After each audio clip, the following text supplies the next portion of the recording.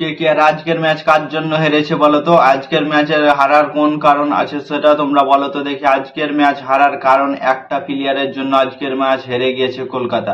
সেই প্লেয়ারটার নাম কি তোমরা কমেন্ট করে জানাও। আজকের ভিডিওতে আলোচনা করব কে কে আর কোন একটা প্লেয়ারের জন্য ম্যাচ হেরে গেল, কোন একটা প্লেয়ারের জন্য কলকাতা আজ ম্যাচ হেরে গেল এবং কলকাতার কোন কোন প্লেয়ারের দোষ আছে এই ম্যাচ হারার কারণ। কলকাতা আজ প্রথমে ব্যাট করে 181 রানের টার্গেট দিয়েছিল।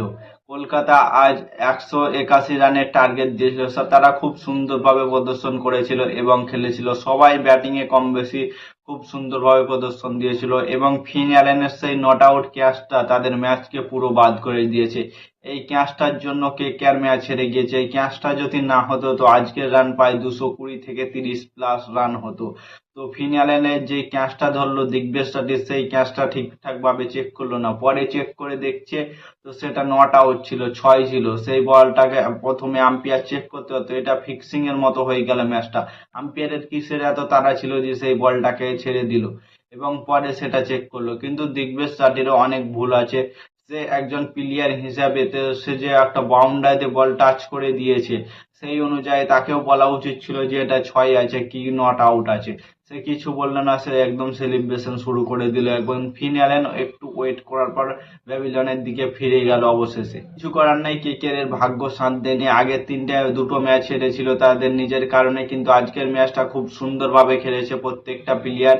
এবং সব থেকে আজকের ম্যাচে যদি খারাপ করেছে তো ক্যামেরন গ্রিন ব্যাটিং এ খুব ঠিকঠাক ভাবে প্রদর্শন দিতে পারেনি। দিয়ে রান হয়েছে কিন্তু প্রায় 130-এর স্ট্রাইক রেটে রান করা তার মতন প্লেয়ারকে এটা উচিত না। কারণ সে একজন বড় মাপের প্লেয়ার। সে 24 বলে 33টা রান করছে, এটা বা কোনো কথা হলো? 4 ওভার খেলে তাকে কম করে 50 থেকে 60টা রান করা উচিত ছিল। সেই অনুযায়ী রানটা কম হয়েছে, না হলে রান প্রায় 200 প্লাস হয়ে যেত। তো ক্যামেরন গ্রিন বল ব্যাট দুই দিকে প্রদর্শন খারাপ দিয়েছে আজ।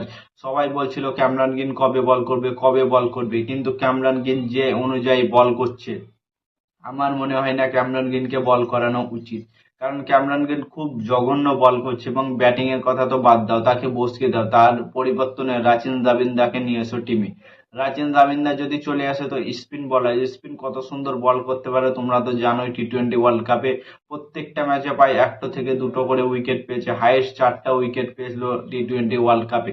এবং ব্যাটিং এ তো দুর্ধর্ষ মেজাজে ব্যাটিং করতে পারে খুব সুন্দরভাবে। স্পিন বলগুলোকে, পেস বলগুলোকে, তার স্ট্রাইক রেট প্রায় 200 কাছাকাছি স্ট্রাইক রেট থাকে রাচিন রবিন্দা। সেই জায়গাতে চেঞ্জ করা উচিত কলকাতার, না হলে টিম সাইফার্টকে নিয়ে এসো। তারা ফিন অ্যালেন এবং টিম সাইফার দুজনে ওপেনিং করবে এবং রাহানেকে 3 নম্বরে রাখবে।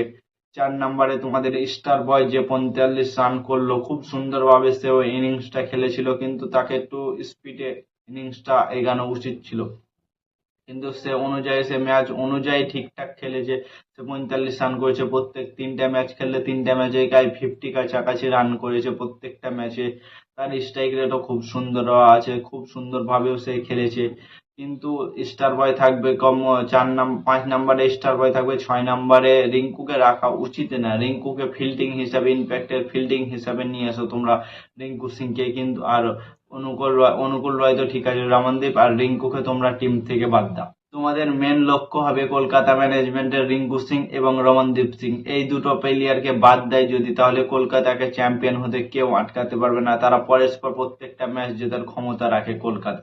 অনুকূল রয় আছে, ঠিকঠাক আছে, সে বোলিং এ ঠিকঠাক ভাবে প্রদর্শন করছে, কিন্তু রমনদীপ সিং এবং রিঙ্কু সিং এরা দুজনে বেকার। এরা দুজনে একদম দমে কিচ্ছু করতেছে না, ফিনিশার টাচটাই দিতে পারছে না। রোমান পাউল ঠিকঠাক খেলছে, সে 7-8 নম্বরে নেমে এসে। কিন্তু রিঙ্কু সিং এর পরিবর্তনে তোমরা তেজস্বী সিং দাহিয়াকে নিয়ে আসতে পারো, অথবা রাহুল ত্রিপাঠীকে নিয়ে আসতে পারো, এই দুজন প্লেয়ারকে চেঞ্জ করে। রোমান পাওয়ালকে খেলানো উচিত, সে খুব সুন্দরভাবে ব্যাটিং করেছে আগের ম্যাচটা। ফিনিশার রোলটা সে ঠিকঠাক ভাবে খেলতে পারবে। সুনীল নারায়ণ কত সুন্দরভাবে বল করলো তোমরা তো দেখলে, এবং কার্তিক তোগি এইগুলো, তারপর নবদীপ সানি, এই বলার গুলো বেকার, একদম বেফালতু বল করলো আগের ম্যাচটায়। তারা বেকার বল করেছে। তার পরিবর্তে তোমরা উমরান মালিককে আনতে পারো, অথবা নতুন বলার আনতে পারো, সৌরভ দুবেকে আনতে পারো। এরা বলার ভালো আছে। আমার মনে হয় উমরান মালিককে একটা চান্স দাও তোমরা, সে তোমাদেরকে প্রুভ করে দেখাবে যে সে কি করতে পারে। উমরান মালিক উমরান মালিক ভাই অনেক দিন থেকে আইপিএল এ ম্যাচ খেলতে পায় না। কে 2 বছর আগে ছিল হায়দ্রাবাদে, কোনো টিমে এসে 2-3 বছর থেকে আইপিএল ম্যাচ খেলতে পারছে না। তার এক্সপিরিয়েন্স অনেক আছে, সে ইন্ডিয়ার টিমের প্লেয়ার, জম্মু এক্সপ্রেস প্লেয়ার। তোমরা উমরান মালিককে যে কোনো মূল্যে ব্যাক করো। এবং আজিঙ্কা রাহানে আজকের ম্যাচে ঠিকঠাক ভাবে প্রদর্শন করেছে, কিন্তু আজকের ম্যাচ হেরে গেল মুকুল রায় চৌধুরীর জন্য, কারণ সে খুব সুন্দরভাবে দুর্ধর্ষ মেজাজে ব্যাটিং করেছে এবং ফিনিশার টাচটা খুব ভালো খেলেছে। কারণ রিঙ্কু সিং যে অনুযায়ী খেলেছিল 2023-এ গুজরাটের বিরুদ্ধে, সেই রকম একটা ম্যাচ খেললো আজ মুকুল চৌধুরী। খুব সুন্দরভাবে খেললো, তার শটগুলো অনেক সুন্দর শট মারলো, প্রত্যেকটা হেলিকপ্টার ছয় মারলো, কত সুন্দর দেখলে তো। এর জন্য আজকের ম্যাচ কলকাতা হেরেছে। কলকাতার 2-1টা প্লেয়ার বাদে কলকাতার সমস্ত প্লেয়ারও তাদের 100-তে 100% দিয়েছে এবং ইফেক্ট দিয়েছে। নেক্সট ম্যাচে দেখা যাবে কলকাতার প্রথম জিতটা কবে হয়। তো তোমাদের মতামত কমেন্ট করে জানাও, কোন স্কোর নিয়ে মাঠে নামলে কলকাতাকে কেউ হারাতে পারবে না। তো আজকের ভিডিওটা এই পর্যন্ত। নতুন কোন আইপিএল ভিডিও পেতে চ্যানেলটাকে সাবস্ক্রাইব এবং ফলো করে দাও। ততক্ষণের জন্য টাটা, বাই বাই, জয় হিন্দ।